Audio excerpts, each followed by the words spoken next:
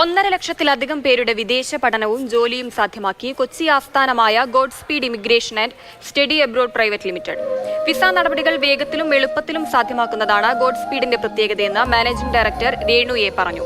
Immigration study വിദേശ consultancy മേഖലകളിൽ വനിത നേതൃത്വം നൽകുന്ന ആദ്യ സ്ഥാപനം കൂടിയാണിത്. വിസാപേക്ഷകളിൽ 99.87% വിജയം നേടാൻ കഴിഞ്ഞു. പ്രത്യേക ഡോക്യുമെന്റേഷൻ സംവിധാനം വിസ നടപടികൾ വേഗത്തിലാക്കുന്നു. കൊച്ചി, കോട്ടയം, കോഴിക്കോട്, തിരുവനന്തപുരം, കണ്ണൂർ, ബംഗളൂരു, ഓസ്ട്രേലിയ എന്നിവിടങ്ങളിൽ ഗോഡ് സ്പീഡിന്റെ ഓഫീസുകൾ പ്രവർത്തിക്കുന്നുണ്ട്. കൂടുതൽ രാജ്യങ്ങളിലേക്ക് ഉടൻ സേവനം വ്യാപിപ്പിക്കുമെന്ന് അവർ അറിയിച്ചു.